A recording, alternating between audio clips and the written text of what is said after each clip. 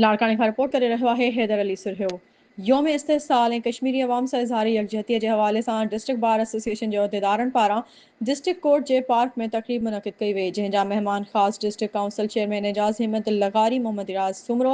Mayor Anwar Ali लहरजन हुआ, जॾहिं त योम यकजहती ऐं मेयर अनवर लहर जी सालगिरह जो अलॻि अलॻि केक काटियो वियो ऐं आयल तक़रीब में मौजूद सभिनी मेहमाननि खे केक पिणु खारायो वियो। उन मौक़े ते रादो न्यूज़ सां district council chairman mayor Larkana Mohammad Riaz Soomro ॻाल्हाईंदे चयो त पार्टी लायर्स विंग जा जेके नवां चूंडियल दोस्त था उन्हनि खे बि मुबारकबाद ॾिनीसीं ऐं ख़ुसूसन ही अगस्त जे सिलसिले में मुल्क जी आज़ाद खे 78 साल थिया आहिनि।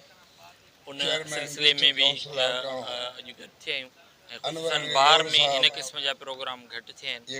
कोशिशि कई आहे त पंहिंजा जेके वकील साहब आहिनि उन्हनि खे इंटरटेनमेंट ॾिनी वञे ऐं पंहिंजे मुल्क जी आज़ादी खे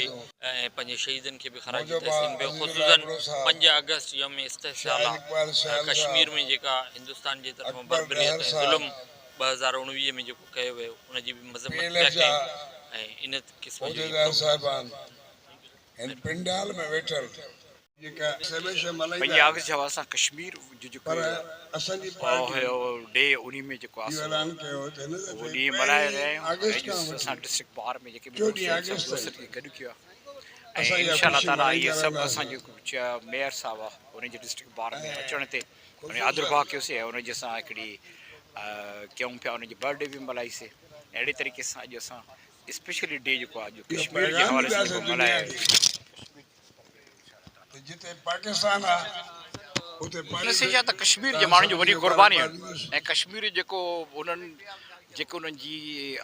इंडिपेंडेंसी ख़तमु कई आहे, जेको कश्मीर जेको असांजो आहे, जेको कश्मीर आहे असांखे पाकिस्तान जान ॾिनी आहे। असां पाकिस्तान सभिनी खे इहो ई चवंदासीं त कश्मीर जे लाइ असां सभु कश्मीर वारनि सां गॾु आहियूं ऐं कश्मीर वारनि सां गॾु रहंदासीं। अॼु असां 13 अगस्त खां वठी 14 अगस्त ताईं जश्न आज़ादी पाकिस्तान जे आज़ादी जो ॾियारो मुसलसल 14 ॾींहं मल्हायूं पिया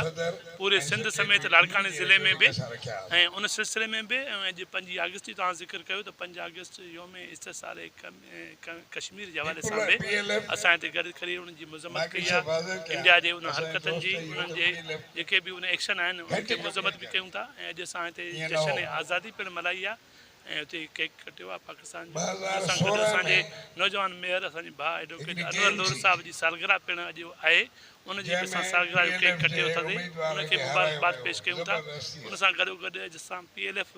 डिस्ट्रिक्ट लाड़काने जी जेका बॉडी नई मुंतख़ब थी आहे उनजे आनर में बि रिसेप्शन आहे। अॼु वकील ॿार सभ जे तइदाद में तव्हां ॾिसंदो लेडी वर्कर मेल वर्कर सभु हिते गॾु आहिनि, सभु पाण में ॿाहिरि आहियूं गॾिजी करे ॿार में हलूं पिया। ॿार जी जेका